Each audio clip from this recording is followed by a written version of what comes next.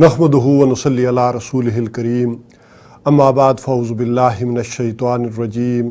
बिस्मिल्लाहिर रहमानिर रहीम हुवल्लज़ी बअस fill उम्मिय्यीन Rasulan मिनहुम यतलू अलैहिम आयातिही व युज़क्कीहिम व युअल्लिमुहुमुल किताब वल हिकमह व इन कानू मिन क़ब्लु लफ़ी ज़लालिम मुबीन व आखरीन मिनहुम लम्मा यल्हक़ू बिहिम व हुवल अज़ीज़ुल हकीम। सदक़ल्लाहुल अज़ीम। रब्बि इश्रह ली सदरी व यस्सिर ली अमरी वहलुल उक़दतम मिन लिसानी यफ़क़हू क़ौली आमीन या रब्बल आलमीन। हज़रात, नवाज़ स्टूडियो के ज़ेरे इंतज़ाम इस्लाम और असर हाज़िर, उसके तहत इस्लामी तारीख़ एक जायज़ा। हम पहुँचे थे वहाँ पर कि जहाँ खिलाफत बनु अब्बास का ख़ात्मा हुआ था 1258 में, यानी नबी अकरम सल्लल्लाहु अलैहि वसल्लम का मिलाद है 571 में, और फिर सन 610 में आगाज़ हुआ है, ज़हूर हुआ है। और ज़हूर वही के बाद, ज़हूर नबूवत के बाद सन 610 में जो आगाज़ हुआ वही का, तो ये सिलसिला चला है फिर हुज़ूर सल्लल्लाहु अलैहि वसल्लम की जद्दोजहद का सन 332 ईस्वी तक। सन 332 से 661-62 तक ये खिलाफत राशिदा का बेहतरीन दौर रहा। फिर 662 से लेकर 750 तक बनु उमय्या का दौर, जिसमें मैंने बताया था कि 13 खुलफा जो है वो गुज़रे हैं। 3 जो थे वो उनमें हर्ब की औलाद में से, और 10 जो थे वो अबुल आस की औलाद में से। फिर उसके बाद 750 से लेकर 1258 तक कुल जो है वो 28 खुलफा गुज़रे हैं, और 500 बरस का ये तवील अरसा गुज़रा है खिलाफत बनु अब्बास का, जिसको तकरीबन 4 या 5 अदवार के अंदर, हमने 5 अदवार के अंदर तकसीम किया था, जिसमें से आखिरी दौर दोबारा क़ुव्वत और इक़्तिदार वाला था, जिसको बिल आखिर 1258 में हलाकू खान ने ख़त्म कर दिया। अब इससे आगे अगर चलें तो खिलाफत उस्मानिया का आगाज़ फ़ौरन ही नहीं हुआ, बल्कि मैंने अर्ज़ की थी कि जिस साल 1258 में खलीफा मुस्तासिम बिल्लाह को जिस बेदर्दी के साथ जो है वो कत्ल कर दिया गया, उसी साल ये जो ड्रामा आजकल टीवी पर तुर्कों का चल रहा है अर्तुगल वाला, उसका बेटा जो है वो उस्मान पैदा हुआ, जो बानी बना है खिलाफत उस्मानिया का आगे जाकर। तो तकरीबन खिलाफत जो अब्बासिया थी ये अमलन और सियादतन ये तो ख़त्म हो गई, लेकिन इसकी एक मजहबी अलामत बाकी रही मिस्र के अंदर तकरीबन 250 बरस तक। और तकरीबन 1518 में 924 हिजरी के अंदर उसका भी ख़ात्मा हुआ। तो खिलाफत उस्मानिया का आगाज़ 924 हिजरी यानी 1518 में उसका आगाज़ सुल्तान सलीम के ज़रिए हुआ। लेकिन उससे पहले ये अर्तुगल का जो बेटा उस्मान था, इसने जो इक़्तिदार हासिल किया, तो उससे पहले के जो 9 सलातीन गुज़रे हैं, वो उन्हें सलातीन कहेंगे, उन्होंने इस हुकूमत को मुस्तहकम किया। यहाँ तक कि उसमें से जो भी उस्मान का बेटा था और ख़ान, फिर उसी का छोटा बेटा मुराद अव्वल, फिर बायज़ीद अव्वल, फिर मोहम्मद अव्वल, मुराद सानी और मोहम्मद सानी जिसने कस्तुनतुनिया को फ़तह किया, और उसके बाद बायज़ीद सानी, और फिर सलीम जिसने मिस्र फ़तह किया, और वो आखिरी जो अलामती खलीफा था उसको भी कस्तुनतुनिया ले आया, और खिलाफत की खिल्लत भी खलीफा ने उसे अता कर दी। यूँ खिलाफत उस्मानिया का आगाज़ हुआ सुल्तान सलीम से। और फिर उसके बाद सुल्तान आज़म कानूनी की हुकूमत जो है वो भी ज़बरदस्त रही। फिर खिलाफत उस्मानिया के भी ज़वाल का आगाज़ शुरू हुआ। उनके अंदर चूँकि कोई जाननशीनी के बाकायदा उसूल न थे, तो इस हवाले से ये लड़ाई झगड़े चलते रहे, यहाँ तक कि सुल्तान अब्दुल मजीद सानी ने 1920 और 24 के दरमियान उनकी खिलाफत का भी ख़ात्मा हुआ है। तो ये 647 बरस तक दुनिया में तवील तरीन जो खिलाफत उस्मानिया की हुकूमत रही है, जो तकरीबन 3 बर्रे आज़मों पर फैली हुई थी, जनूबी एशिया, पूरा शुमाली अफ्रीका, मशरक़ी यूरोप। इस हवाले से ये बड़ी अजीम सल्तनत रही, और जो काम इन्होंने किया वो साबिक़ा किसी ने नहीं किया था। इसमें जो वाक़या मैंने हज़रत उमर रज़ी अल्लाह ताला अन्हु के दौर का आपको सुनाया था, उसको मैं चाहूँगा कि उसका एक ताल्लुक़ जो मैंने वहाँ अर्ज़ किया था कि इसके साथ जोड़ दिया जाए। फिर हम برعظیم پاک و ہند میں اسلام کی جو آمد ہوئی ہے اس طرف آئیں گے۔ میں نے عرض کی تھی کہ بیت المقدس کا گھیراؤ جب حضرت عمر فاروق رضی اللہ تعالیٰ عنہ کے زمانے میں فوجوں نے گھیراؤ کیا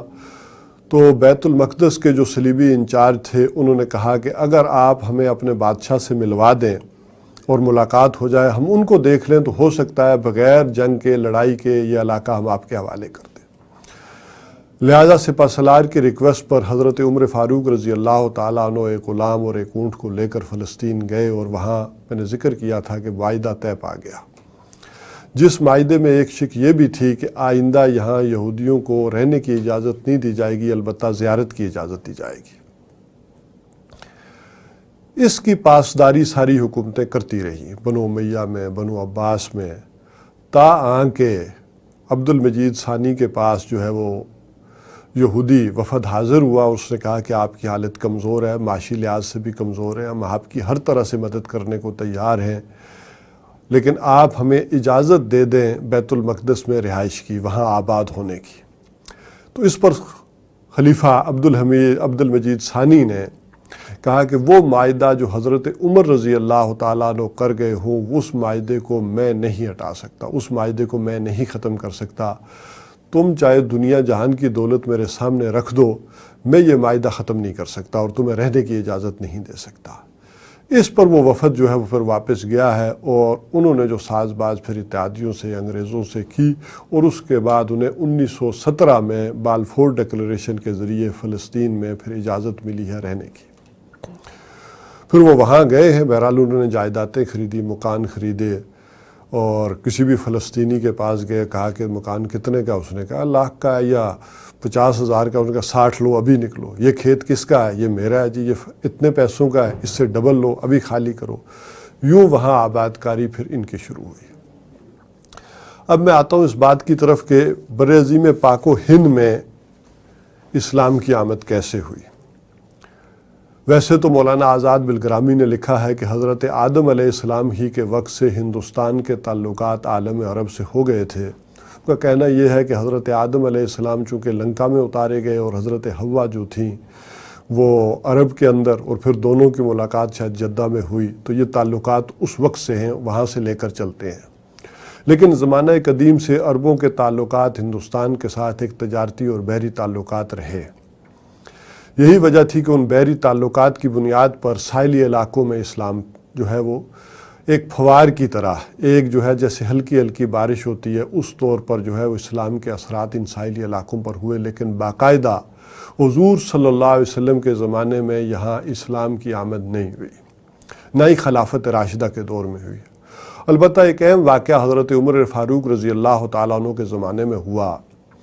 کہ جب ایران کی فتح ہوئی ہے تو ایران سارا نہیں پہلے فتح ہوا۔ حضرت عمر فاروق رضی اللہ تعالیٰ عنہ نے فرمایا کہ جتنا بھی فتح ہوا ہے وہاں انتظامی طور پر معاملات پہلے درست کیے جائیں، پھر آگے بڑھا جائے۔ تو وہاں کچھ بغاوتیں اور بدامنی کی کیفیت جو ہوئی، تو جس کو حضرت عمر فاروق رضی اللہ تعالیٰ عنہ نے پوچھا کہ یہ آخر کیوں ہے، ہمارے جو بھی گورنر ہیں وہ انصاف نہیں کرتے، عدل نہیں ہوتا، یا انتظامات میں خلل ہے۔ تو اس تحقیق کے نتیجے میں بات سامنے آئی کہ ایران کے کچھ علاقے آزاد ہیں جہاں سے ہر وقت جو ہے وہ شورش اور کوئی نہ کوئی سازش والا معاملہ ہوتا رہتا ہے، لہٰذا پورا ایران جو ہے اس کو فتح کیا جائے۔ جب اس چیز کی آپ نے انکوائری کر لی تو آپ نے اجازت دے دی کہ پورے ایران کو جو ہے وہ زیر نگیں کیا جائے۔ لیکن ایک خاص واقعہ یہاں یہ ہوا کہ سندھ سے افواج میں، یعنی ہندوستان کی افواج نے شہنشاہ جو بھی ایران تھا اس کی مدد کی۔ اس کے نتیجے میں وہاں جو لوکل کمانڈر تھے جنہوں نے ایران فتح کیا، انہوں نے ایک لشکر جو ہے وہ سندھ کی طرف بھی بھیجا، ہندوستان کی طرف بھی بھیجا،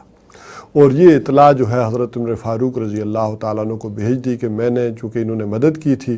تو میں نے ایک لشکر جو ہے وہ بمبئی کی طرف جو ہے وہ بھیج دیا ہے۔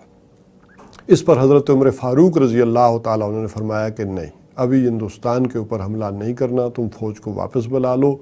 ابھی یہ جو مفتوحہ علاقے ہیں ان میں انتظام درست کرنا ہے۔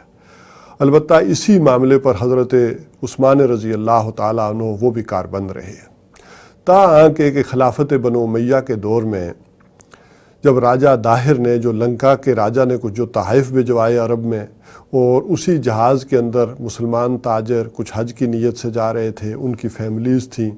اس جہاز کو لوٹا اور عورتوں کو اور مردوں کو قید کر لیا۔ ان کی فریاد جب جو خلیفہ کے دربار میں پہنچی ہے، خلیفہ ولید بن عبد الملک نے، تو اس نے حجاج بن یوسف کو یہ ٹاسک دیا۔ تو حجاج بن یوسف نے، جو خود بھی اس معاملے میں بڑا سرگرم تھا، اس نے اپنے جوان سالہ بھتیجے کو محمد ابن قاسم، ان کو جو ہے وہ سندھ پر چڑھائی کا حکم دے دیا۔ تو یوں 712 میں محمد ابن قاسم نے سندھ پر حملہ کیا، راجہ دائر کو شکست دی، اور 713 تک ملتان تک کا علاقہ بھی فتح کر لیا۔ 714 میں چونکہ حجاج ابن یوسف جو سرپرست بھی تھا اس ساری مہم کا، اور محمد ابن قاسم کا بھی، اس کا انتقال ہو گیا، اور اگلے ہی سال خلیفہ ولید بن عبد الملک کا بھی انتقال ہوا ہے۔ چونکہ اگلا خلیفہ جو بنا ہے وہ خلیفہ سلیمان بن عبد الملک، وہ چونکہ حجاج ابن یوسف کا مخالف تھا، چونکہ جانشینی میں اس نے اس کی مخالفت کی تھی، تو اس کی جتنی بھی مہمات تھیں، جتنے بھی کیے ہوئے کام تھے، ان کو ذرا دوبارہ سے از سر نو جائزہ لیا اور ان کو ریورس کیا۔ یہی وجہ ہے کہ پھر اس نے محمد ابن قاسم کو واپس بلا لیا۔ یوں پھر تقریباً اگلا 300 برس کا عرصہ ایسا ہے کہ جہاں پر پھر راجپوتوں نے یہاں ڈٹ کر حکومت کی۔ اس کے بعد سلطان محمود غزنوی نے سن 1000 عیسوی میں ہندوستان کی طرف توجہ دی، اگرچہ اس کے والد نے پہلے ہی انت پال کی بیوقوفیوں کی وجہ سے یہاں سرحد میں ایک چوکی قائم کر دی تھی جی، اور اس کام کو پھر 998 میں 97 میں سلطان محمود غزنوی نے آگے بڑھایا، اور تقریباً 1030 تک متواتر 17 حملے ہندوستان پر کیے، لیکن خود غزنی کی بد انتظامی کی وجہ سے اسے فوراً واپس جانا پڑتا تھا، اور یوں کوئی مستقل اور پائیدار حکومت، باقاعدہ حکومت ہندوستان میں قائم نہ کر سکا۔ پھر تقریباً 200 برس کا عرصہ وہ آتا ہے کہ پھر اس میں ہندوستان کی طرف کوئی خاص توجہ نہیں ہوئی، یہاں تک کہ پھر سلطان شہاب الدین غوری نے ہندوستان کے اوپر جو ہے وہ حملہ کیا، اور چونکہ یہ اس کا بڑا بھائی کابل کا حکمران تھا، یہ ایک سپہ سالار تھا ان افواج کا، تو اس نے ہندوستان کے اوپر توجہ دی، اور پھر 1206 میں اپنی وفات کے بعد دہلی میں باقاعدہ اس نے اپنے غلام قطب الدین ایبک کو نامزد کر دیا۔ تو یوں 1206 میں دہلی میں مسلمانوں کی باقاعدہ حکومت قائم ہوئی۔ لیکن یہاں یہ سمجھتے چلے کہ عین اس وقت میں اصل عرب کا جو نیوکلیس ہے، اسلام کا جو نیوکلیس ہے، عرب کے اندر مرکزی جو حکومت تھی اس کے خاتمے کا آغاز ہو گیا تھا، یعنی 1258 میں بغداد کا خاتمہ، اور 1206 میں وہ جو سورج ہے وہ یہاں طلوع ہو رہا ہے اسلام کا۔ قطب الدین ایبک نے اگرچہ بڑے کم عرصے میں حکومت کی، 4-5 سال حکومت کی، اور اس کے بعد پھر اس کے بڑے لائق جانشین جو تھے سلطان شمس الدین التتمش، انہوں نے کوئی 20-22 برس جو ہے یہاں حکومت کی، اور بڑے عدل اور انصاف کے ساتھ، نیکی اور پرہیزگاری کے ساتھ، اور اس کے ساتھ ساتھ جنگی اعتبار سے انہوں نے منگولوں کے حملوں کو بھی یہاں روکے رکھا، اور انہیں زبردست جو ہے وہ منہ کی کھانی پڑی۔ اور التتمش کی نیکی کا اور اس کے تقوی کا عالم یہ تھا کہ اندازہ کریں کہ جب خواجہ بختیار الدین کاکی علیہ رحمہ، جو چشتیہ سلسلے کے وہاں پر اس وقت خلیفہ تھے، ان کی وفات کے اوپر جو انہوں نے اعلان کیا کہ میری نماز جنازہ نہایت متقی اور پرہیزگار شخص پڑھائے، کہ جس نے کبھی زندگی میں زنا نہ کیا ہو، تہجد کی نماز یا عصر کی سنتیں کبھی جو ہے وہ اس سے نہ چھوٹی ہوں، تو اس وقت کے سلطان نے نکل کر جنازہ پڑھایا اور کہا کہ میرا پردہ چونکہ اٹھ گیا ہے، اللہ تعالیٰ مجھے بھی پردے میں کر دے۔ تو سلطان التتمش کے بعد پھر 10 برس وہ رہے ہیں کہ جو ذرا انتشار کا دور رہا ہے، اور ان 10 برسوں میں انہی میں رضیہ سلطانہ کی حکمرانی بھی آئی ہے۔ پھر اس کے بعد عمرا نے یہ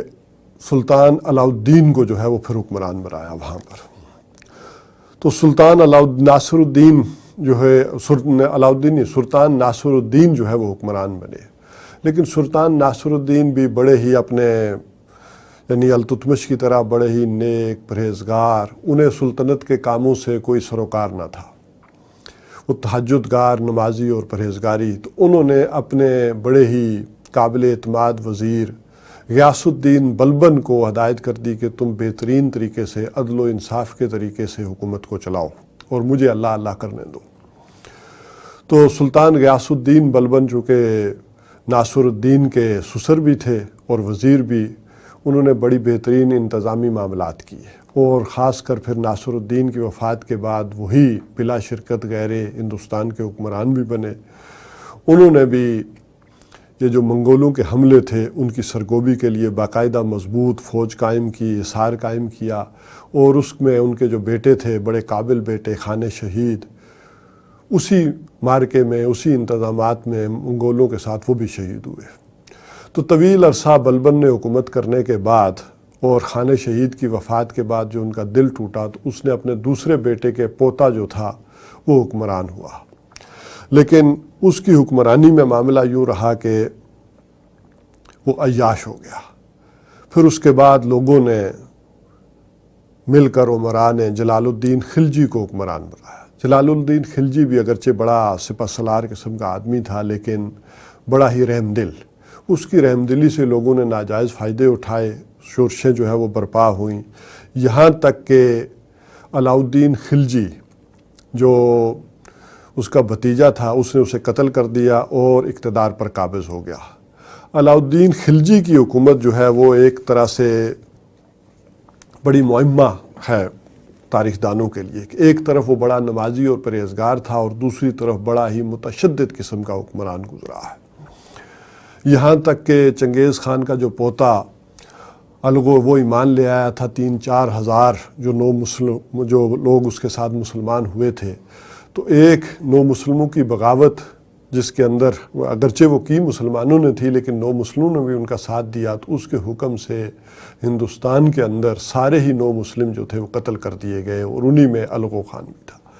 لیکن اس سختی کا جو ایک نتیجہ نکلتا ہے کہ اس کے جانشین نالائق نکلے، اور اس کے غلاموں نے، ملازموں نے، درباریوں نے جو ہے اس کی وفات کے بعد حکومت پر قبضہ کر لیا، ملک کافور، پھر اس کے بعد خسرو،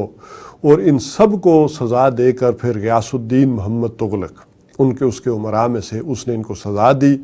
اور یوں غیاث الدین محمد تغلق جو ہے وہ برسر اقتدار آیا، اور اس نے بھی بڑے ہی بہترین انداز میں ہندوستان کی حکومت چلائی، یہاں تک کہ اس کا جانشین محمد تغلق ہوا ہے۔ محمد تغلق کے دور میں کچھ کمزوری آ گئی، پھر فیروز تغلق جو ہے وہ حکمران بنا، اور فیروز تغلق کے جانشینوں میں اقتدار کی جو جنگ ہوئی، اس سے نہایت دہلی کی حکومت، ہندوستان کی حکومت جو ہے وہ کمزور ہو گئی، یہاں تک کہ پھر رہی صحیح کسر جو تھی وہ 1398 میں تیمور لنگ کے حملے نے پوری کر دی، یعنی وہ جان بھی اس نے نکال دی۔ پھر دہلی کا ایک قصبہ کہہ لیں، شہر کہہ لیں، دہلی کا صرف ایک شہر رہ گیا تھا جہاں پر پھر خاندان سعادات نے کوئی 40 برس جو ہے حکومت کی، یہاں تک کہ پھر لاہور کے ایک صوبیدار بہلول لودھی نے دہلی کے اوپر قبضہ کر لیا، اور از سر نو لودھی خاندان کی حکومت جو ہے وہ ہوئی۔ لودھی کے بعد اس کا جانشین سکندر لودھی ہوا، جو بڑا ہی بیدار مغز حکمران تھا، بڑا قابل حکمران تھا، اس نے حکومت کو بڑی وسعت دی، لیکن اس کے بعد اس کا جو حکمران تھا، یہ یاد رکھ لیں کہ سکندر لودھی ہی کا وہ زمانہ ہے کہ جس میں بابا گرو نانک سکھوں کے جو روحانی پیشوا ہے ان کا معاملہ بھی اسی دور کا ہے، ان کا آغاز بھی وہیں ہوا ہے۔ اس پر میں علیحدہ سے ایک تاریخ عرض کروں گا کہ جیسے سلطان محمود غزنوی کے آخری دور میں البیرونی، اسی طرح سلطان محمود غزنوی کے بیٹے کے دور میں یہ شیخ علی حجویری المعروف داتا گنج بخش، یہ لاہور میں یہ بھی آئے ہیں، یہ اس زمانے کی باتیں ہیں۔ بہرحال سکندر لودھی جو ہے اس نے بڑی جان فشانی سے، بڑی خوبصورتی کے ساتھ ہندوستان کی حکومت کی، لیکن اس کا جانشین ابراہیم لودھی پھر کمزور ہو گیا، اور مرہٹے جو ہے وہ سر اٹھانے لگ گئے،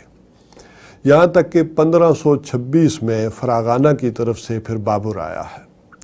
چونکہ بابر کو وہاں بے دخل کیا گیا، اس کے والد کی وہاں حکومت تھی جو اس نے تقسیم کر دی تھی اپنے 2 بیٹوں کے درمیان، تو یہ دھکے کھاتا ہوا، پھر کابل کو فتح کرتا ہوا، مختلف ادوار سے گزرتا ہوا یہ ہندوستان آیا، اور یہاں اس نے ابراہیم لودھی کو کمزور دیکھتے ہوئے یہاں ہندوستان پر فوج کشی کی اور 1526 میں تخت دہلی پر قابض ہوا۔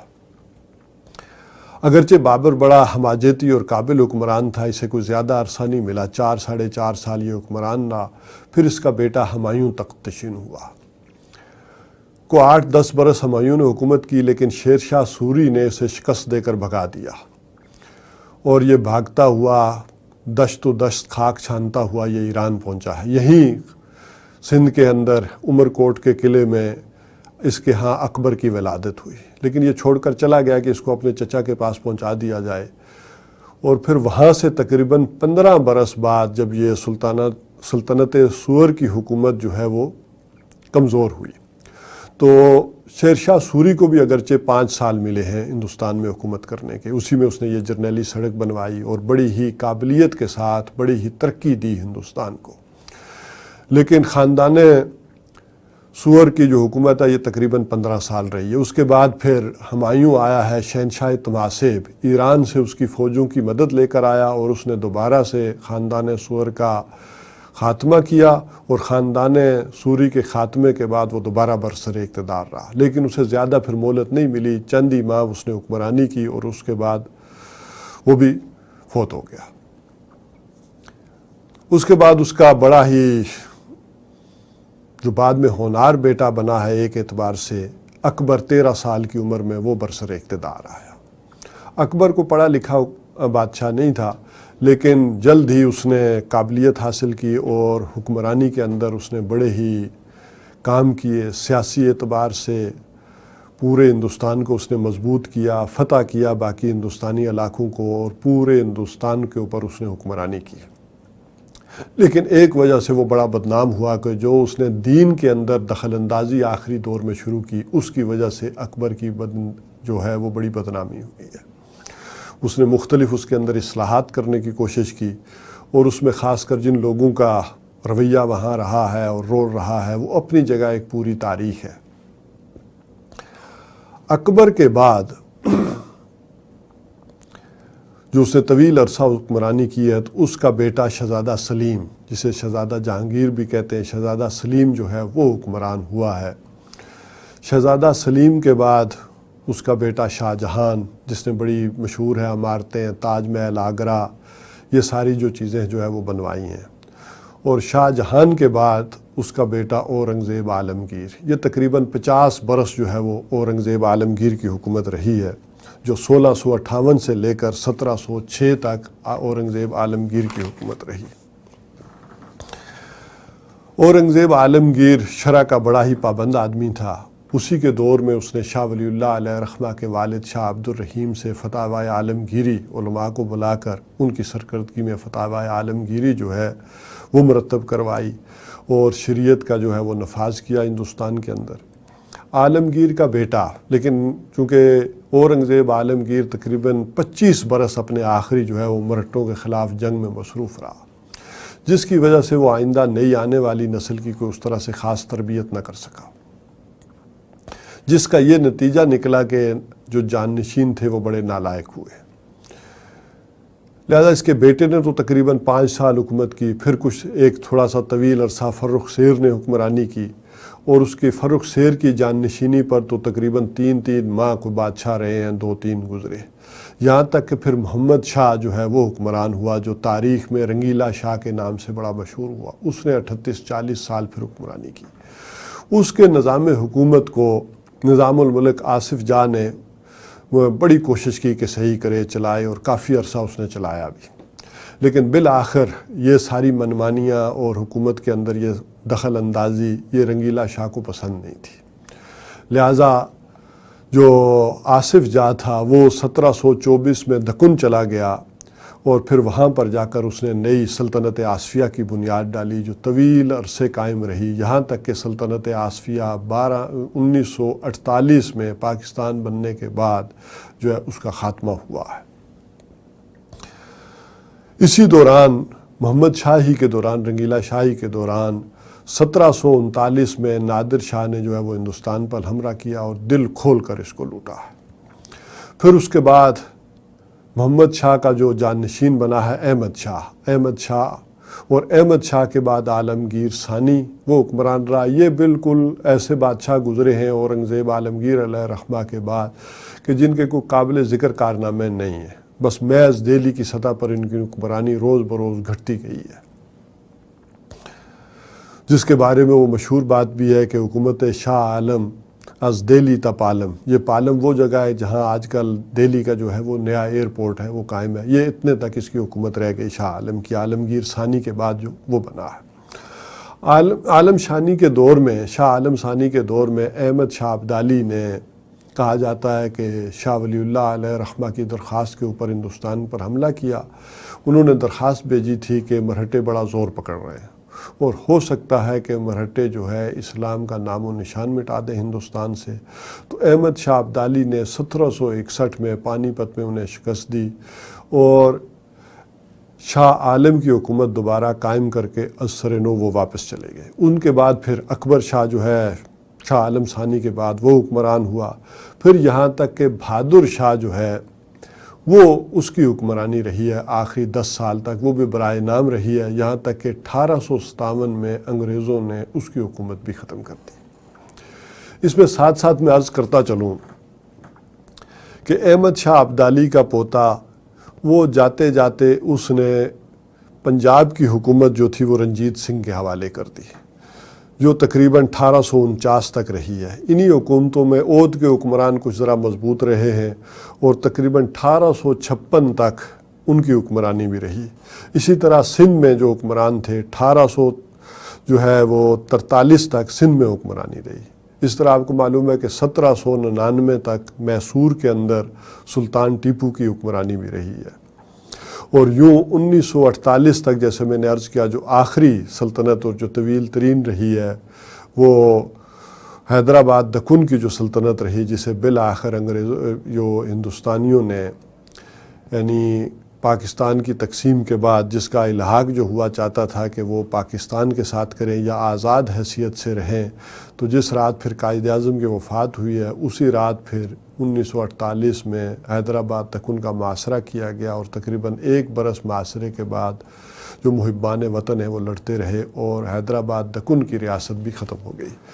یوں اسلام کی آمد جو بر عظیم پاک و ہند میں 712 سے شروع ہو کر یہاں پر اس کا ایک فیز جو ہے وہ ختم ہوا۔ یہاں جان لینا چاہیے کہ یہ خطہ جو ہے بر عظیم پاک و ہند کا خطہ اصل حضور صلی اللہ علیہ وسلم کے دور سے محروم رہا ہے، پھر خلافت راشدہ یعنی صحابہ کرام رضوان اللہ تعالیٰ علیہم اجمعین کے دور سے ان کے فیوز و برکات سے بھی جو ہے وہ محروم رہا، یہاں تک کہ پھر اس میں ماوراء النہر یہ اس راستے سے جو اسلام آیا ہے اور اس میں پھر کچھ اثرات بھی داخل ہوئے۔